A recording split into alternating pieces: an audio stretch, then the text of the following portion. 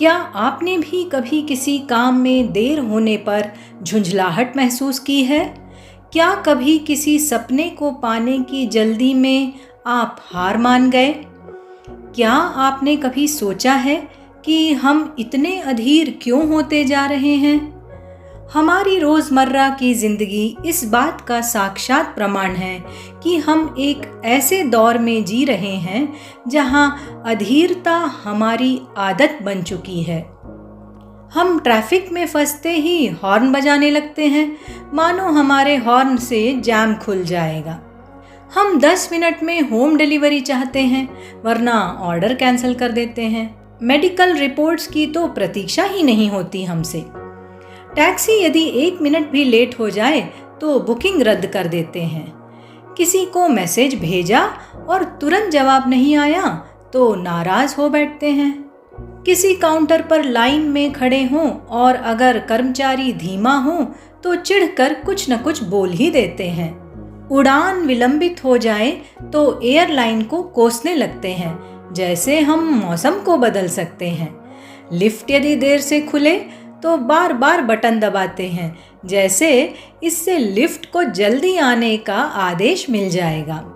तो क्या हम एक क्विक फिक्स पीढ़ी बन चुके हैं?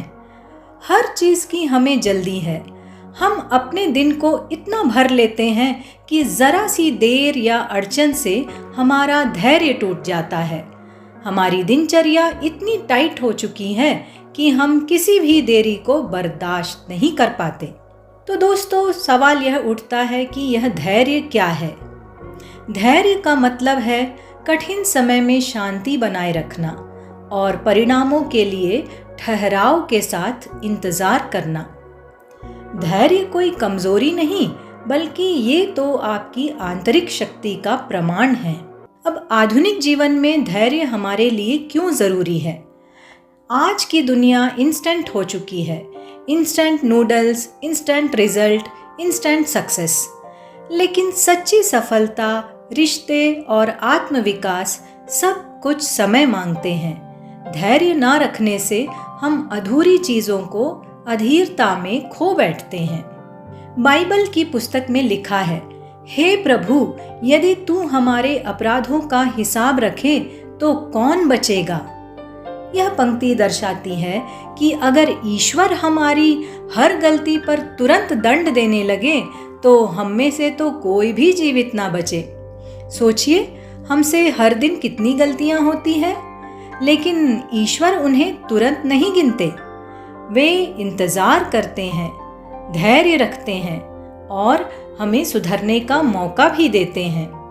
पोप फ्रांसिस ने अपनी पुस्तक the name of God is mercy उसमें लिखा है कि ईश्वर हमें क्षमा करने से कभी नहीं थकते और हम ही हैं जो क्षमा मांगने से थक जाते हैं।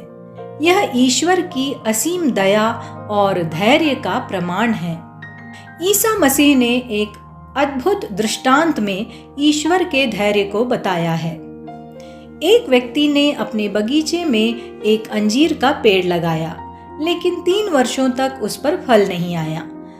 तब उसने माली से कहा, इसे काट दो, यह व्यर्थ जमीन घेरे हुए है। तब माली ने उत्तर दिया, स्वामी, इसे 1 और वर्ष रहने दो, मैं इसकी देखभाल करूंगा, खाद डालूंगा। यदि यह फिर भी फल नहीं दे तब इसे काट देना। 3 साल तक कोई पेड़ फल ना दे तो किसान का धैर्य जवाब दे सकता है। 3 साल तक कोई व्यापार लाभ ना दे तो व्यापारी थक सकता है।